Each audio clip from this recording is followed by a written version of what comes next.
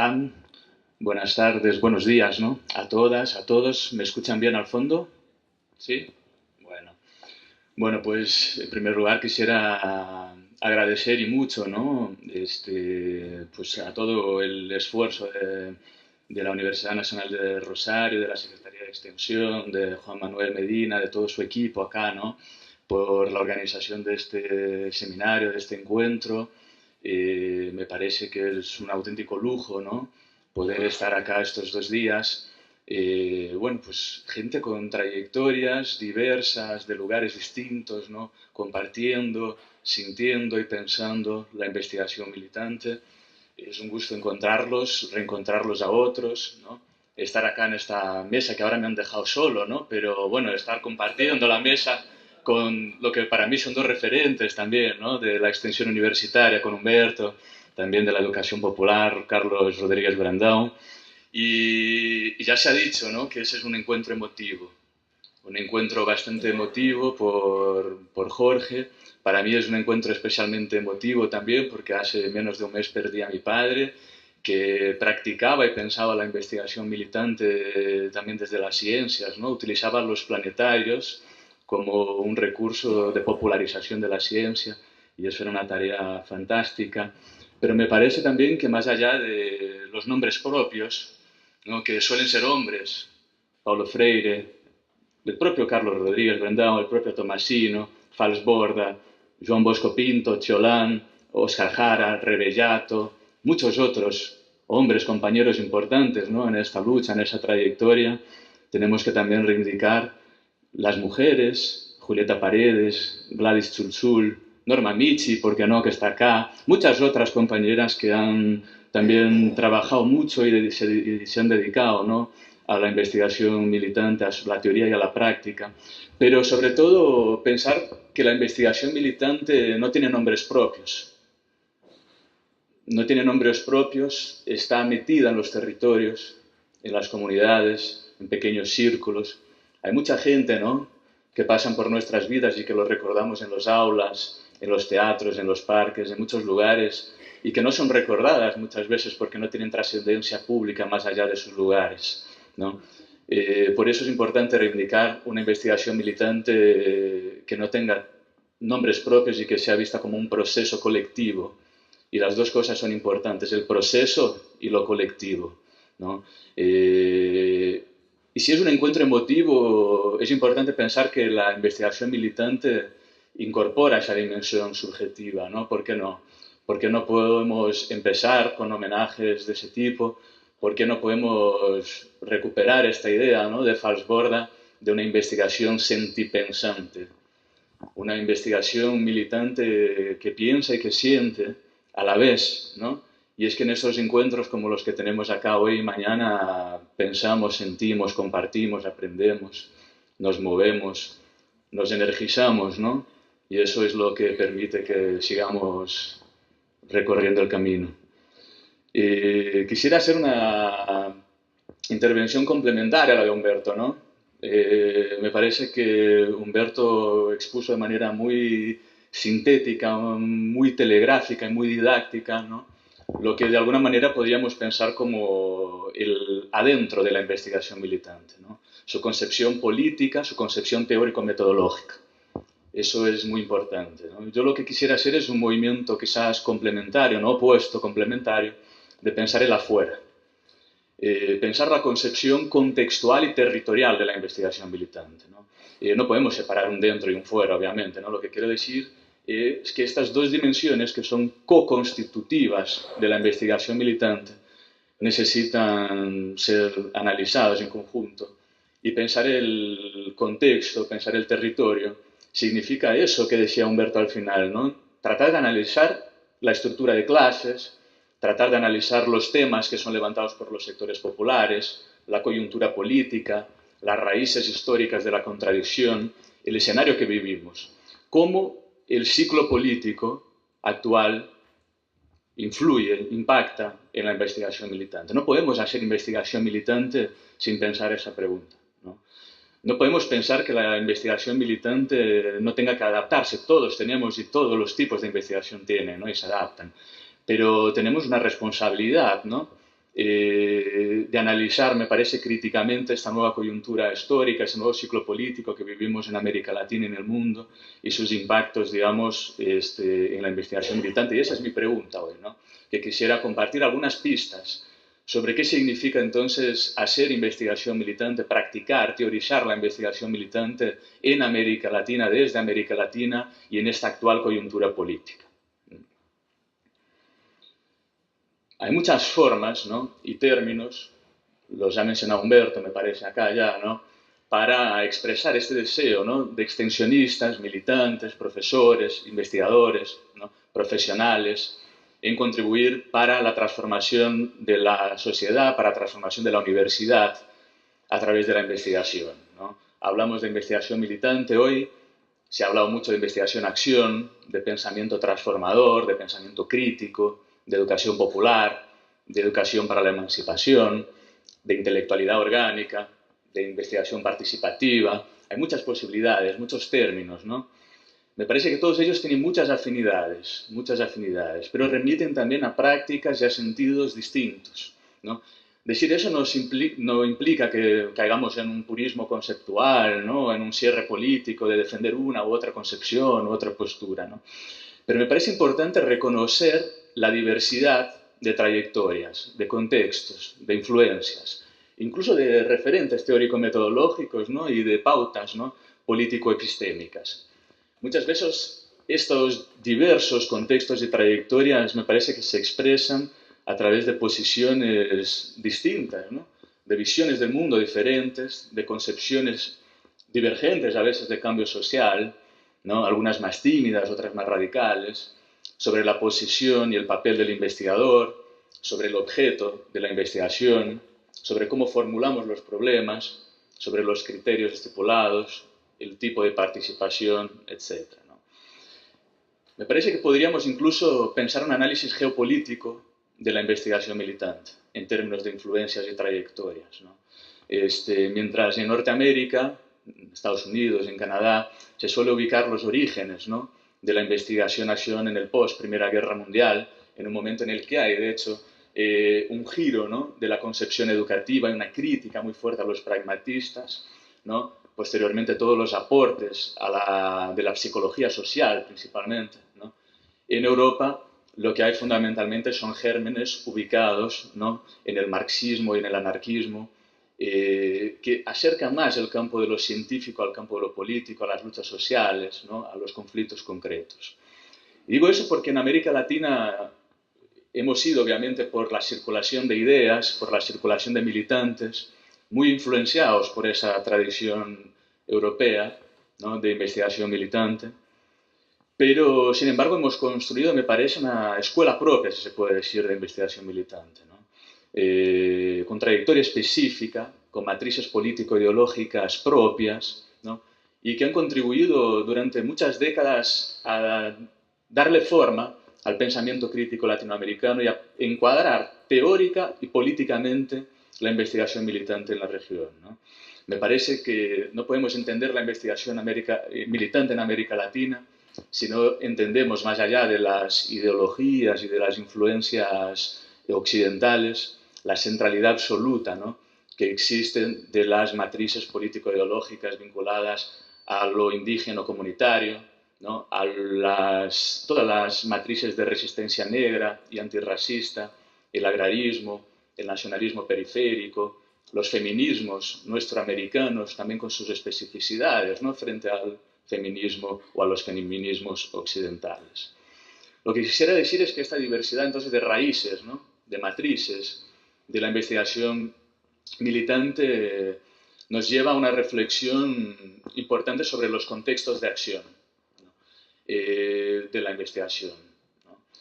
¿Cuáles son las coordenadas espaciotemporales concretas que debemos descifrar cuando hacemos investigación militante, cuando teorizamos sobre la investigación militante? Y por lo que expuso acá Humberto, ¿no? Y por lo que estoy totalmente de acuerdo, no podemos, en primer lugar, entender que la investigación militante se resuma a un método, ¿no? O una herramienta, como dicen algunos, ¿no? La investigación militante es mucho más que eso, es un proceso, ¿no?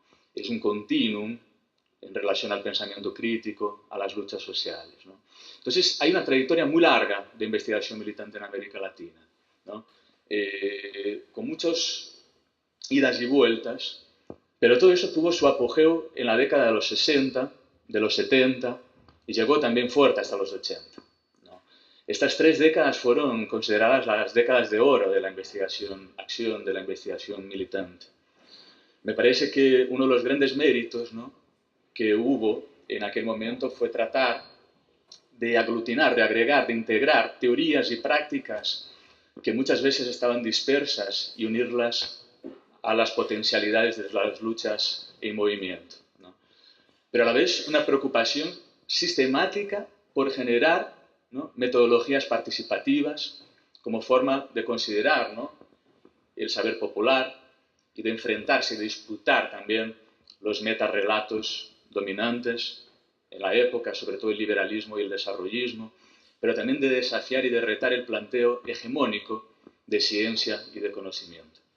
Entonces, de manera paralela y conjuntamente a las luchas sociales y políticas, ¿no?, eso es una característica de la investigación militante en América Latina, se produce una búsqueda incesante, ¿no?, de patrones alternativos de producción de conocimientos que fueron desafiando la ciencia moderna, ¿no? Y eso incluyó siempre experiencias muy distintas, experiencias de movimientos sociales, de organizaciones políticas, que en conexión con investigadores produjeron documentos, materiales muy importantes, ¿no?, de análisis de la realidad social, política. Proyectos de investigadores también vinculados a otras lógicas externas a la universidad, metidos en luchas concretas, ¿no?, que fueron vinculándose muchas veces a una crítica que tenemos que rescatar hoy, me parece, también a la universidad cuando hacemos la crítica de los 100 años de la reforma de Córdoba, ¿no?, de cómo eso vivo. Tenemos que pensar que la investigación militante en esta época de oro confluyó también con otro momento reformista de las universidades latinoamericanas, ¿no? Las reformas de mediados del siglo XX, los 50, los 60, ¿no?, en las cuales Darcy Ribeiro y tantos otros referentes se la pelearon mucho, ¿no? Y ahí hay, me parece que una segunda inflexión de las reformas universitarias que tenemos que rescatar hoy cuando pensamos los 100 años de Córdoba. Entonces, todas estas experiencias, ¿no?, formas de coproducción de conocimiento, me parece que no las podemos entender si no entendemos el contexto sociopolítico de América Latina de estas décadas, ¿no? Un contexto en el que se retaba la dependencia, de insurgencias y revoluciones y rebeliones permanentes, de una intelectualidad crítica muy dispuesta, ¿no?, a mojarse, de un protagonismo muy fuerte de los sectores populares organizados, ¿no?, de una dimensión, incluso podríamos pensar, ¿no?, geopolítica en tiempos de Guerra Fría, favorable, ¿no?, de alguna manera a estas lógicas de imbricación entre teoría y práctica, porque las ciencias sociales, por ejemplo, en la región se estaban institucionalizando todavía, ¿no? No teníamos toda esta maquinaria pesada al interior de las universidades como tenemos hoy, ¿no? Y es en ese contexto entonces que surge la investigación militante. Falsborda habla explícitamente de investigación militante. Hay muchos autores que hablan de investigación militante, no solo de investigación, acción participativa, ¿no? Y por eso, claro, al hablar de investigación militante hoy lo que estamos haciendo es reconocer una tradición, ¿no? Pero también tenemos que reconocer que ha habido transformaciones muy profundas en nuestras sociedades y que también ha habido cambios, me parece, cualitativos y cuantitativos en cómo pensar la investigación militante, ¿no? Y es sobre eso lo que quisiera hablar más, ¿no?, hacer hincapié de manera un poco más sistemática. Me parece que, aunque la investigación militante hoy sea más necesaria que nunca, ¿no?, mucho cambió desde entonces. Mucho cambió desde esta época de oro de la investigación militante. Las dictaduras primero, la emergencia de políticas neoliberales después, ¿no?, fueron reforzando la mercantilización de la educación, la privatización de la enseñanza, la individualización y la tecnificación de la actividad intelectual, ¿no?, fueron produciendo cierto reflujo, ¿no?, podemos decir, en el pensamiento crítico, creativo, ¿no?, teniendo en cuenta una bandera fuerte de las universidades contemporáneas, que es la despolitización de la actividad académica. Y eso quizás se nota poco en Argentina, pero en el resto de la región es algo muy fuerte, muy fuerte. Y eso no significa que la investigación militante haya desaparecido en los años 90. ¿No? Eso queda claro, me parece, con experiencias muy consolidadas, ¿no? Que se fortalecen precisamente en ese momento, ¿no? Como las experiencias vinculadas al MST, a la creación de espacios formativos propios en el interior de los movimientos populares, ¿no? A la creación de una serie de escuelas, de colectivos de investigación militante, ¿no? Sin embargo, lo que sí ocurrió fue que la investigación militante perdió el peso, perdió la capilaridad territorial incluso que tenía antes. Y sobre todo pasó a ser objeto de acusaciones, ¿no? De manipulación política, de parcialidad, de falta de respeto, de exigencias académicas, de idealizaciones de los sujetos colectivos, muchas veces de reproducción acrítica de la voz de los movimientos sociales. Todo esto fue generando, me parece, un cierto alejamiento, ¿no? Entre el saber académico y el compromiso militante, que ha afectado muchas veces nuevas generaciones que han ingresado en las universidades en las últimas 2 décadas. ¿Cuáles son los patrones que rigen nuestras universidades? ¿Cómo se diferencian entre los autores y los actores? ¿No? ¿Cuáles son las brechas, y más allá de las brechas, los espacios que tenemos, ¿no? En lugares relativamente centrales de las universidades para pensar metodologías alternativas, para pensar esta potencialidad de cambio? Me parece que desde el cambio de siglo este escenario se complejiza todavía más en América Latina, ¿no? Porque por un lado hemos tenido casi una década o más de una década, ¿no? De movilizaciones populares muy fuertes en la región que acabaron derivando en la emergencia de gobiernos más o menos progresistas, ¿no? Se fortalecieron varios movimientos sociales. De manera paralela tuvimos lo que se puede considerar un giro o una nueva crítica epistemológica en las ciencias sociales que abrió, me parece, posibilidades interesantes, ¿no? Para pensar toda esta idea que se ha difundido mucho ahora del diálogo de saberes y demás. Se produjeron propuestas de sociología más públicas, propuestas de actualizaciones, ¿no? De las sinergias entre el investigador y el intelectual, el compromiso militante dentro y fuera de las universidades, ¿no? Todos los cursos de los movimientos que hemos logrado hacer, ¿no? Antes hablaba con Saleta viniendo para acá del hotel, aquí Bernardo conoce eso muy bien también en la realidad brasileña, ¿no? Hicimos muchos cursos de los movimientos populares al interior de las universidades, ¿no? Todo eso, de alguna manera, complejiza más el escenario porque cambia, ¿no? Las formas de interacción entre universidad y movimientos sociales, cambia el perfil de universidad que tenemos, pero cambia también la propia estructura social, y eso me parece que es algo que no siempre atinamos bien o reflexionamos mucho, ¿no? Cuando hablamos de la investigación militante o de las condiciones de posibilidad de la investigación militante, ¿no? Acá quizás hayan 2 problemas principales, ¿no? El primero de ellos me parece que es que, aunque sigan existiendo muchas experiencias relevantes de investigación militante en América Latina en las últimas 2-3 décadas, siguen muy dispersas, ¿no? Siguen muy fragmentadas a veces, ¿no? Por eso me parece la importancia de encuentros como estos, ¿no? De agregar, de compartir, de poner en común, ¿no? De pensar realmente prácticas compartidas, ¿no?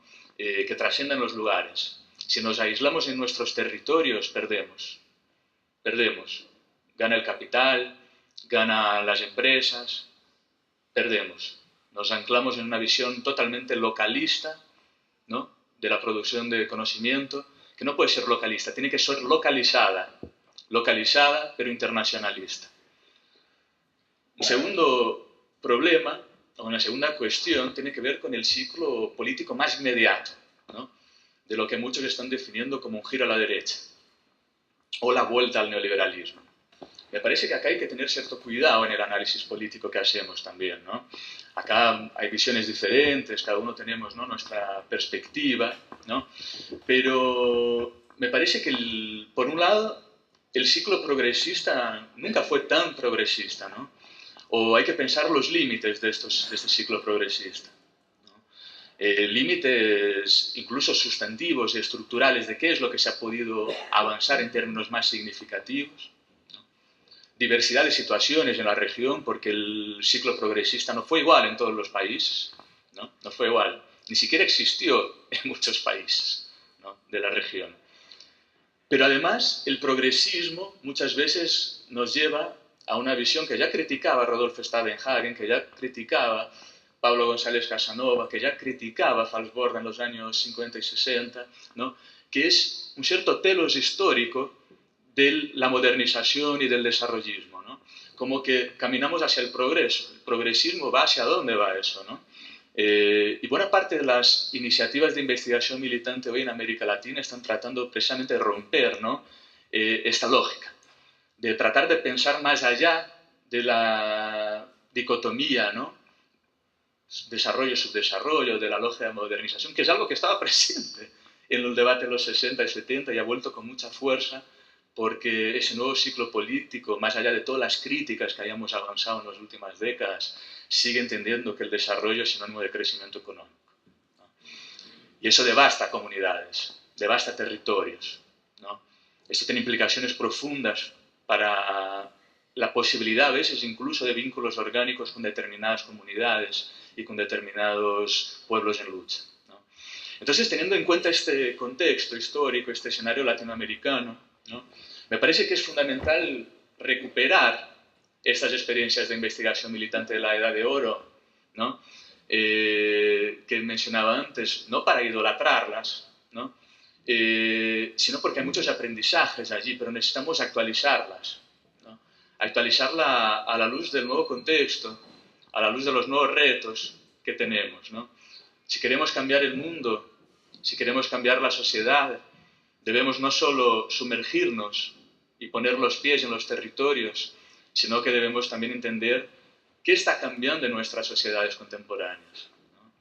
¿Qué está cambiando en nuestras sociedades? Y eso es un prerequisito fundamental, ¿no?, de este elemento contextual de la investigación militante. Y quisiera compartir 4 retos, y con eso concluyo, ¿no?, que me parecen centrales para pensar estas transformaciones de las sociedades que vivimos hoy, ¿no? El primero de ellos tiene que ver con cambios estructurales o con cambios societales incluso, ¿no?, que incluye tendencias diversas. La primera de ellas tiene que ver con la tendencia a la individualización.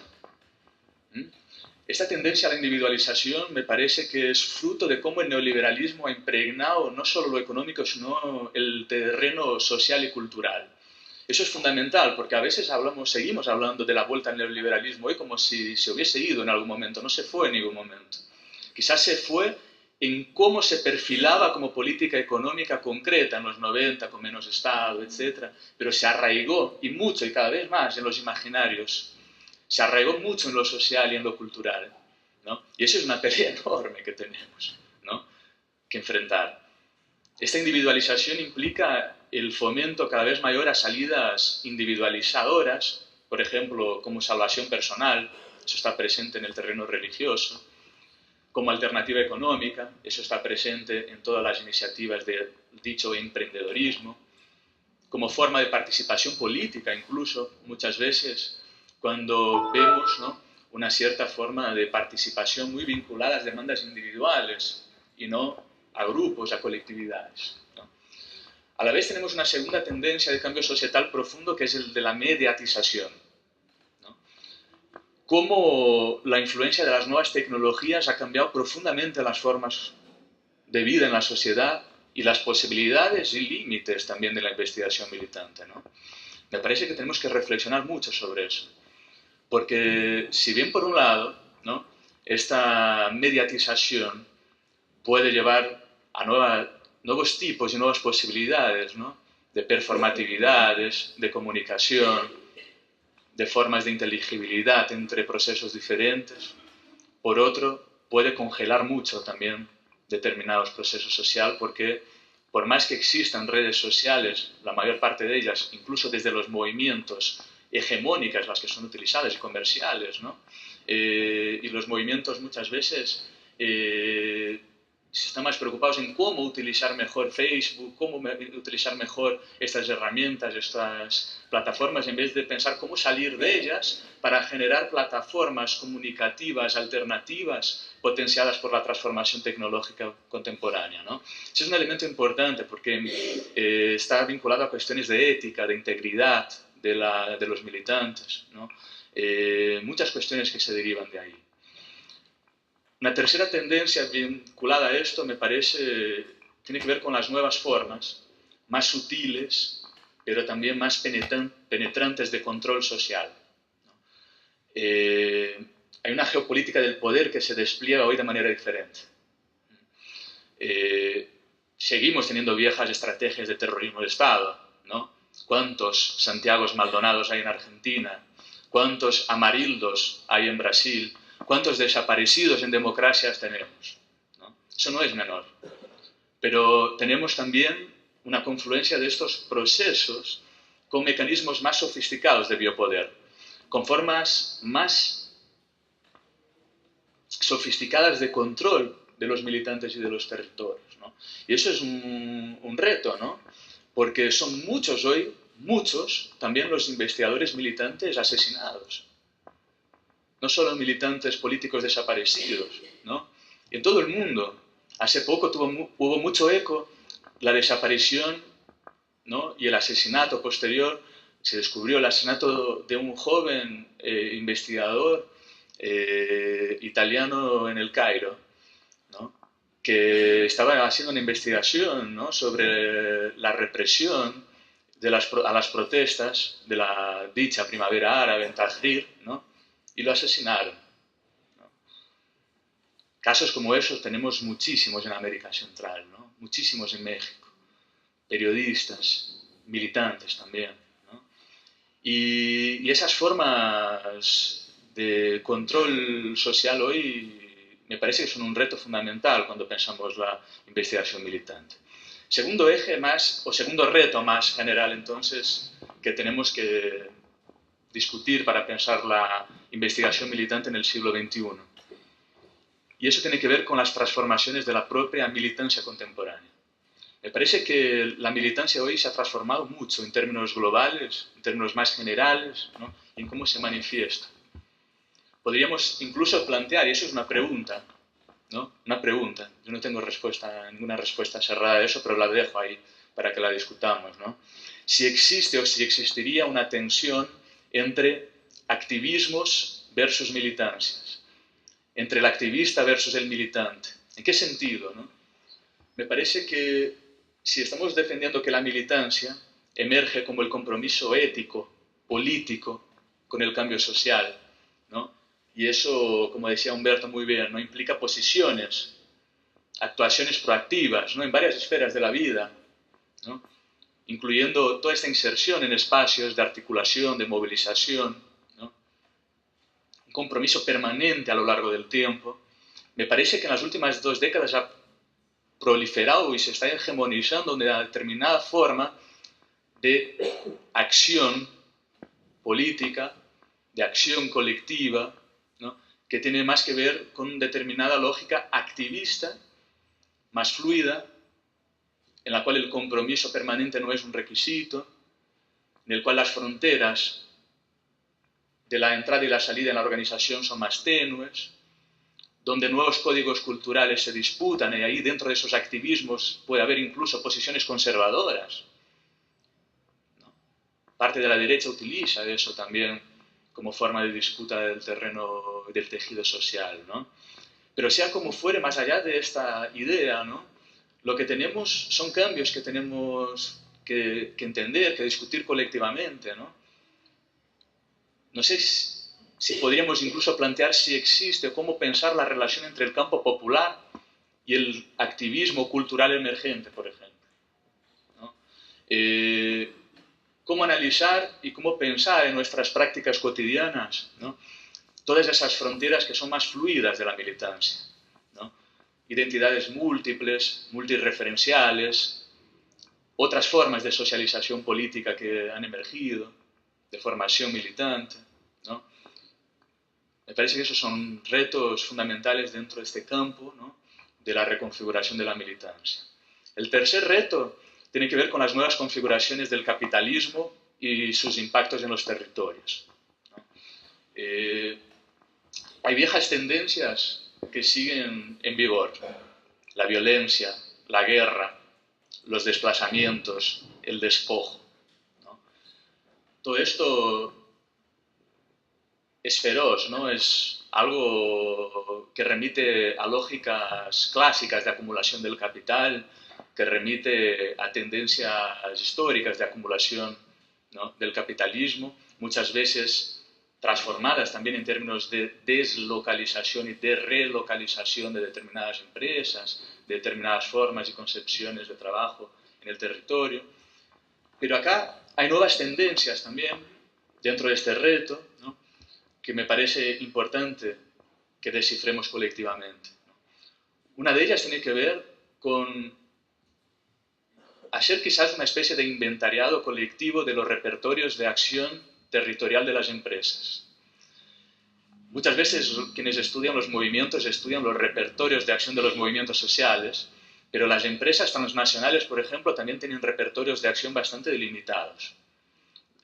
Cambian según los lugares, según la empresa, pero entender cómo actúan las empresas transnacionales y cómo actúan buena parte de las organizaciones corporativas fundamentales, ¿no?, para la financiarización del capitalismo contemporáneo es algo crucial, porque tienen una lógica concreta de disputa del tejido social, de disputa del territorio, que nos encontramos casi siempre cuando hacemos, ¿no?, trabajos de investigación militante en varios municipios rurales, en varios lugares, ¿no? ¿Cómo actúan estas empresas? ¿Cuáles son sus repertorios? ¿Cómo podemos, quizás, a partir de la identificación de ciertas regularidades, nublarlos, tratar de disputarlos, tratar de poner frente a estas formas de actuación que son pesadas porque tienen mucho dinero, porque compran militantes, porque quieren comprar la población, ¿no?, porque quieren de alguna manera siempre vender, ¿no?,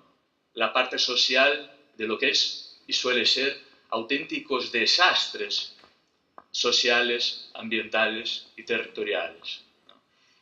Por otro lado, tenemos otro elemento fundamental que son las nuevas formas de apropiación y expoliación de conocimiento tradicional y popular por estas mismas empresas y grandes conglomerados, ¿no?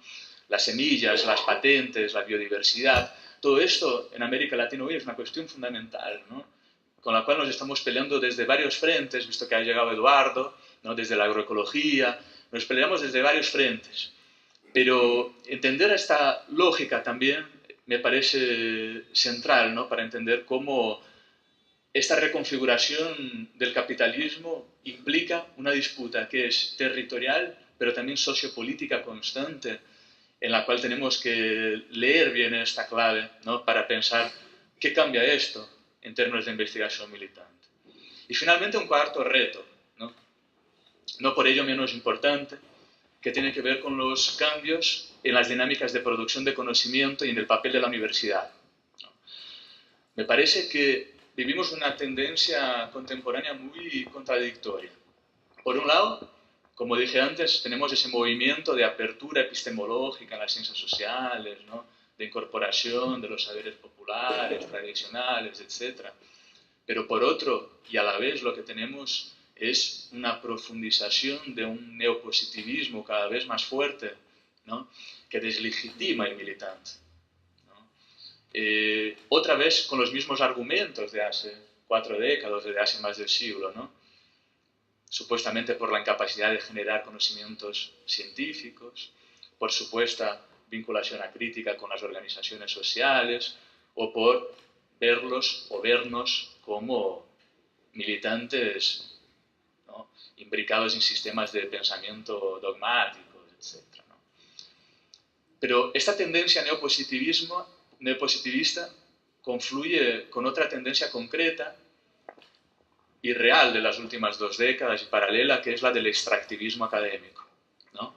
Se está discutiendo mucho eso últimamente, pero sabemos muy bien, ¿no?, que toda esta asunción del presupuesto de la neutralidad, de la historialidad, del objetivismo, ha llevado no solo a un descrédito muchas veces de la investigación militante en el campo de la universidad, y eso tenemos que pelearlo ahí dentro de la universidad, pero también ha llevado a un descrédito de los investigadores académicos en el campo de la militancia.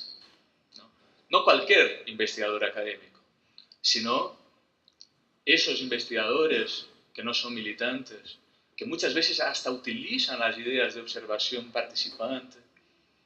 Llegué a ver investigadores que utilizaban la noción de investigación-acción de forma extractiva, ¿no? Pero no vuelven, no mantienen un proceso de coproducción, no tienen ningún compromiso, ¿no? Y ese extractivismo académico también obviamente ha llevado a que muchos movimientos se cierren a determinadas dinámicas universitarias. Eso es natural en cierta medida, ¿no? Pero cómo lidiar con eso es una frontera tenue, ¿no? Que me parece tiene que ver con el rescate, ¿no?, de la potencia y la actualización de la potencia de la investigación militante, ¿no? Aunque tengamos toda esta geopolítica del poder y del conocimiento que no es muy favorable hoy, no es nada favorable hoy, ¿no?, tenemos un legado que nos ha enseñado mucho. Nos ha enseñado mucho sobre la imbricación entre la teoría y la práctica, sobre el reconocimiento de la transitoriedad, de la historicidad de las ideas, sobre la ruptura de la dicotomía entre objeto y sujeto, ¿no?, de investigación, sobre el compromiso como presupuesto y la emancipación como horizonte, sobre la necesidad de superación del colonialismo intelectual, sobre la necesidad de sermos siempre creativos, ¿no? Se habló antes de la creatividad, en cómo pensamos la inserción, la educación popular, la sistematización de experiencias, ¿no? Me parece que el reto que tenemos quizás hoy al leer esta coyuntura crítica, porque es una coyuntura crítica y de crisis, ¿no?, no es la única, ni va a ser la última, ¿no?, es hacer un análisis real de las contradicciones, ¿no? No podemos romantizar la investigación militante, pero todo este bagaje nos ayuda mucho, ¿no?, porque buena parte de las propuestas que estaban 100 años atrás en las luchas de la reforma de Córdoba, que estaban 40 y 50 años atrás en las experiencias de investigación militante, siguen siendo profundamente actuales, ¿no?, profundamente actuales. Y si siguen siendo profundamente actuales, me parece que es fundamental, ¿no?, que hagamos colectivamente ese esfuerzo, ¿no?, de actualizar ese legado y de empujar, ¿no?, también políticamente y teóricamente hacia adelante todo este acúmulo colectivo, ¿no? Bueno, espero, ¿no?, que estos 2 días juntos acá en Rosario nos permitan por lo menos caminar juntos, ¿no?, en esa dirección. Muchas gracias.